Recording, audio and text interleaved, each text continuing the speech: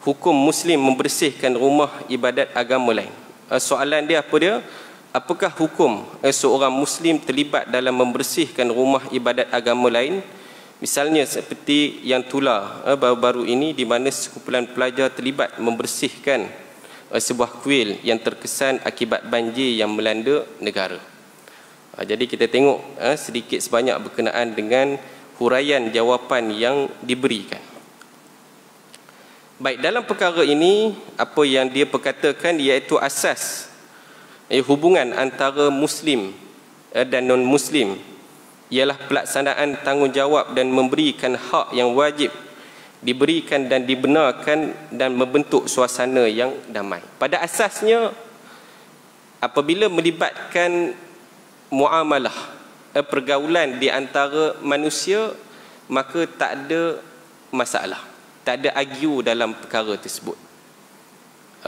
Sama ada orang Cina, orang India, orang Melayu dan sebagainya, kita boleh bermuamalah, nak meniaga ke, nak tolong menolong ke, nak bantu jiran tetangga, jual beli dan sebagainya, tak ada masalah. Sebab apa? Allah berfirman, walaqad karramna bani Adam. Sesungguhnya Allah memuliakan anak Adam. Anak Adam ni siapa? Seluruh manusia. Maknanya ada kemuliaan pada insan yang Allah ciptakan. Sebab itu dalam apabila Nabi mewasiatkan, apabila seorang Muslim apabila melakukan kezaliman kepada kafir zimmi, non Muslim daripada kafir zimmi, maka aku akan membelanya pada hari kiamat nanti.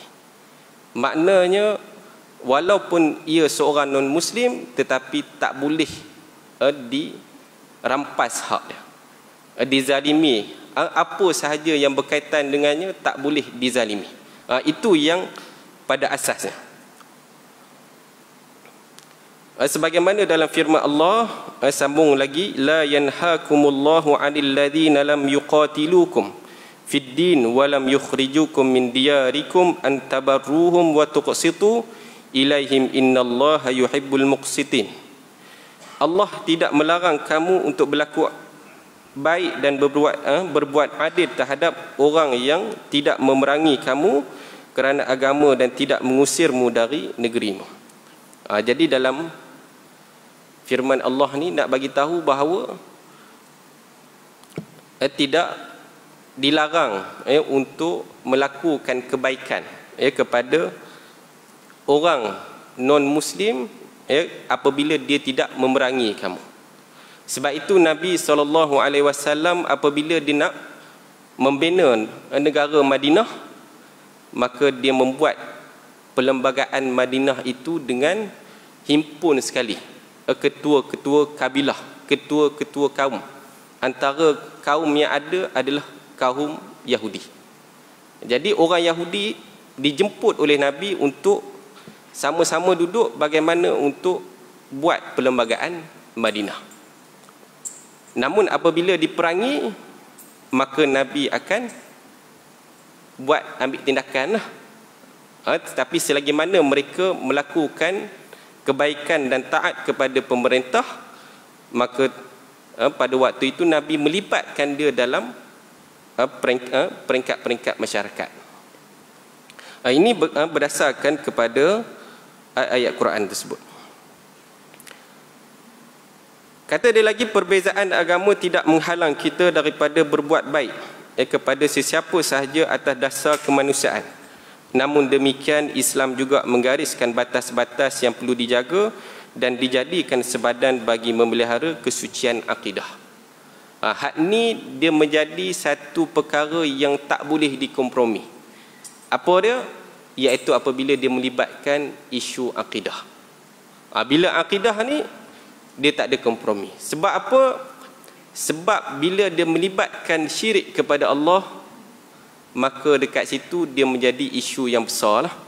Dia menjadi isu yang besar. Sebagaimana yang kita maklum bahawa Tak adalah dosa yang paling besar ni melainkan syirik kepada Allah.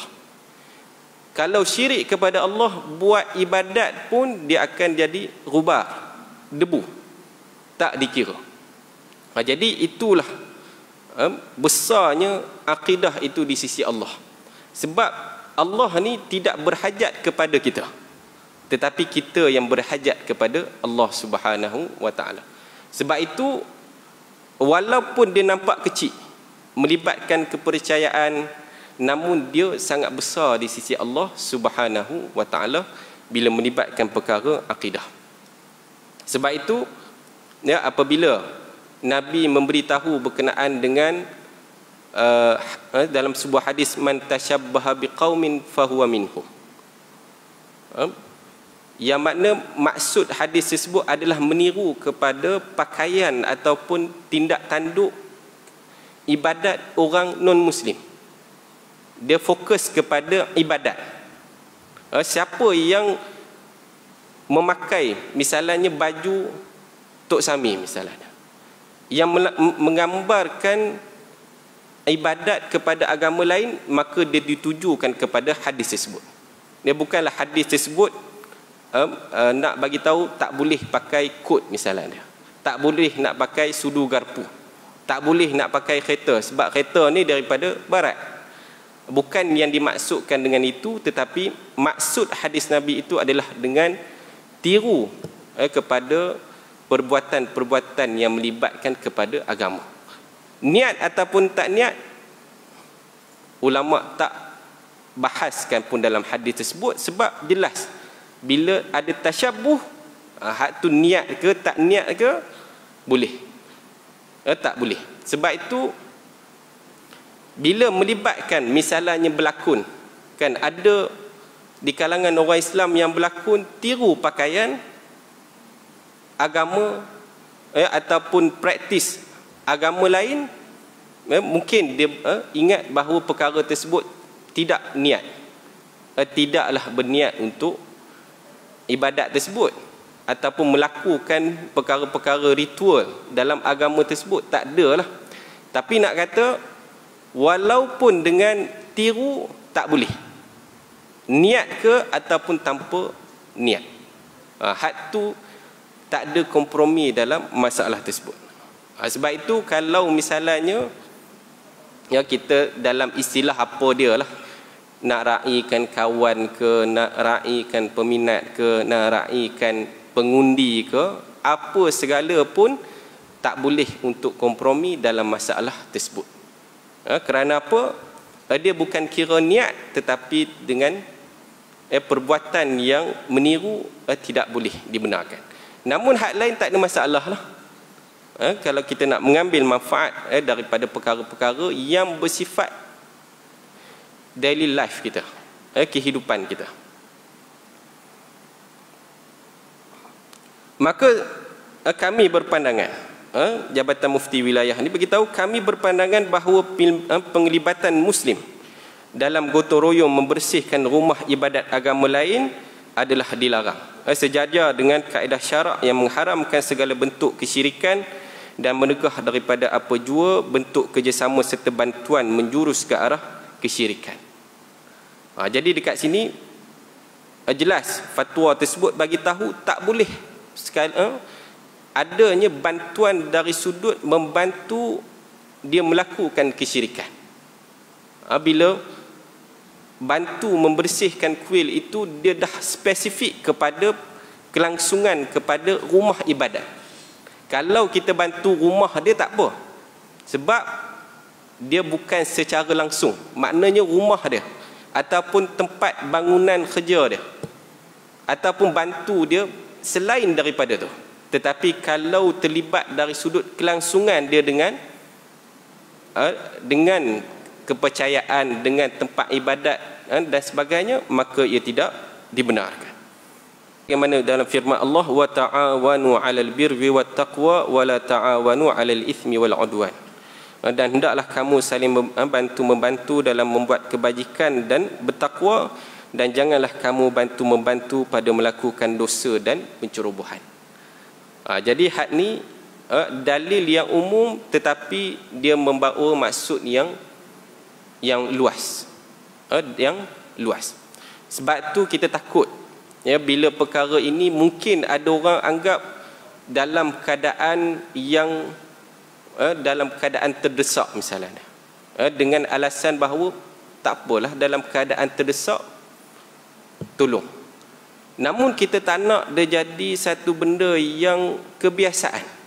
Bila kita buka satu jalan, dia akan buka 2-3 jalan lagi. Jadi kita takut misalnya anak-anak kita kata dekat kita, ni nak pergi mana ni? Nak tolong kawan. Nak tolong kawan, intonasi yang baik, tujuan yang baik, tetapi nak pergi mana? Nak pergi tolong kawan cuci gereja dia. Nak tolong kawan cuci rumah ibadat dia. Sebab apa? Dengan beranggapan tujuan yang baik. Kalau misalnya anak kita buat macam tu, kata macam tu, kita takut jadi macam tu. Mungkin sekarang ni dia bukan menjadi satu kebiasaan, tetapi takutlah pada masa yang akan datang, bila perkara ni bukan lagi satu isu yang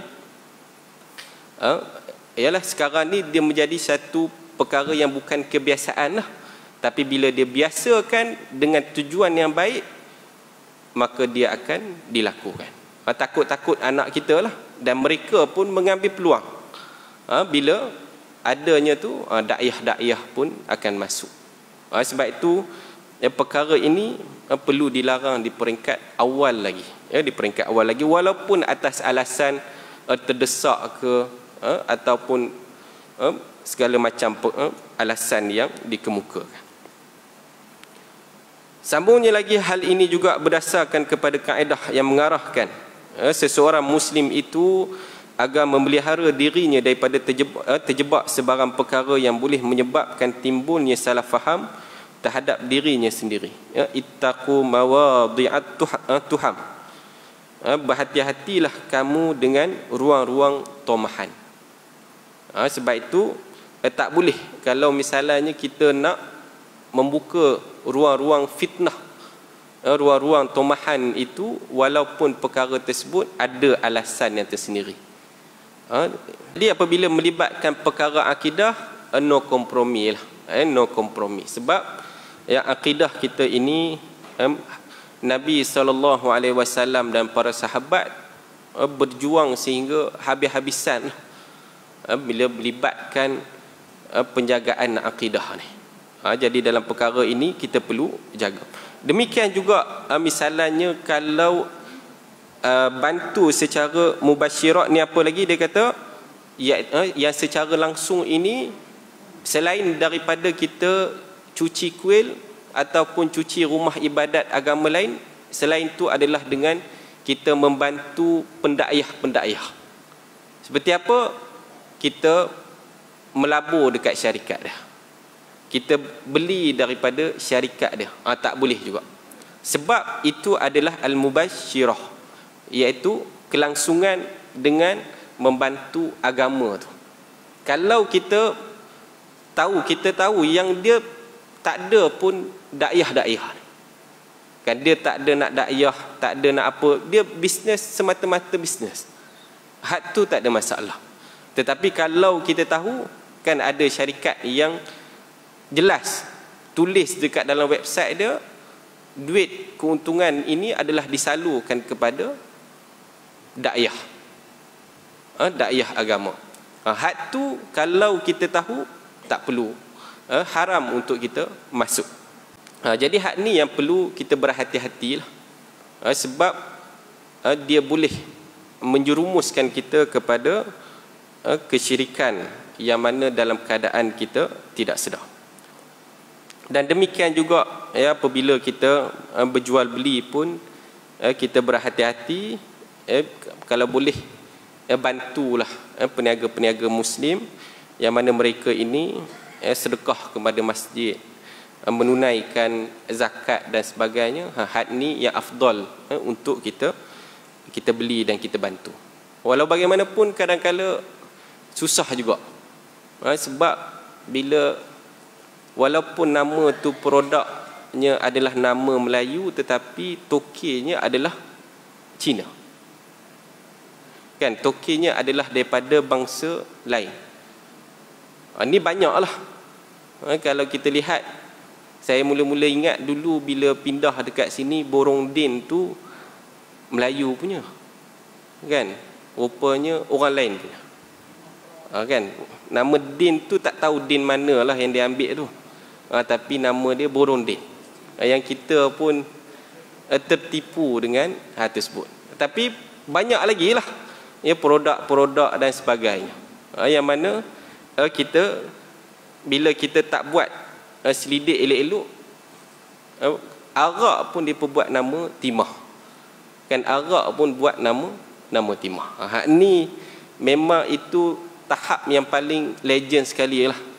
Kalau tertipu juga, memang hak tu dungu sangat lah. Kalau anggap timah tu pun boleh minum juga. Jadi hak ni kita kena berhati-hati lah. Sebab kita tak tahu pun status halal ke. Kadang-kadang memang boleh, perkara-perkara tersebut boleh beli dan sebagainya. Tetapi sebenarnya ada konten-konten ataupun perkara yang haram dalam makanan tersebut. Baik. Jadi dalam masalah ini jelas ya, apa sahaja yang menjurus kepada apa dawabit dia, piawaian dia adalah menjurus kepada kelangsungan. Secara langsung bantu. Bantu kepada apa? Dakwah, bantu kepada agama, maka hak tu dilarang. Kalau tidak secara langsung, tak apalah. Makna kita atas dasar apa? Kemanusiaan. Kita dah tak tahu nak jual beli kat mana. Kan macam dekat Pening, duduk memang kalau dekat pulau tu 60 ke 70% adalah non-Muslim. Jadi hak tu tak ada pilihan lah. Kalau duduk dekat Bandar Baru Aitam ke misalnya, tak ada pilihan. Makna kena beli juga dekat kedai non-Muslim. Keuntungan buat apa? Wallahu a'lam. Wallahu a'lam. Keuntungan buat apa? Wallahu a'lam. Jadi hak tu yang kita takutlah. Sebab kita tahu adanya perkara-perkara yang di sebalik daripada tu. Bila orang mereka ni ya kadang-kala mencuci duit, membuat aktiviti-aktiviti mencuci duit dalam bentuk pemberian di pusat-pusat ibadat mereka, cuci duit melalui perniagaan dan sebagainya. Hak tu maklumlah, perkara-perkara tersebut sebahagiannya, bukan semualah. Kalau misalnya kita melakukan CSR dengan tujuan kebajikan yang betul lah, tetapi kalau mereka buat CSR, kita tak pasti lagi adakah betul-betul ikhlas nak buat CSR ataupun disebabkan sebaliknya. Dan isu yang baru ni pun sama jugalah. Kalau misalnya pergi perayaan, pakai pula pakaian yang sama, pergi pula kepada upacara agama. Baru-baru ni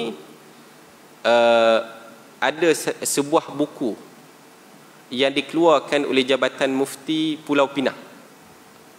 Itu dulu terlibat jugalah dengan tim research tu. Konsultan yang masa berkhidmat di USM dulu, Jabatan Mufti Negeri Pulau Pinang bagi satu grant. Buat apa? Hukum menyambut perayaan agama lain. Dia bagi masa berapa bulan? 6 bulan. Buat satu kajian holistik berkenaan dengan hukum menyambut perayaan agama lain. Dan alhamdulillah buku tu pun dikeluarkan secara percuma dalam bentuk PDF. Kalau boleh tengok di Pejabat Mufti Pulau Pinang, dia ada berkenaan dengan hukum menyambut perayaan. Kat situ ada apabila melibatkan piawaian, melibatkan pergi ke tempat-tempat perayaan, meniru pakaian pergi pada upacara dia dan sebagainya, ada hukum-hukum yang jelas dibahaskan dalam buku tersebut. Buku tersebut boleh dapatkan secara percuma. Baik, itu sedikit sebanyak berkaitan dengan isu yang hangat diperkatakan pada baru-baru ni. Jadi kita berhati-hatilah bila melibatkan kelangsungan ataupun secara langsung, maka hal itu tidak dibolehkan.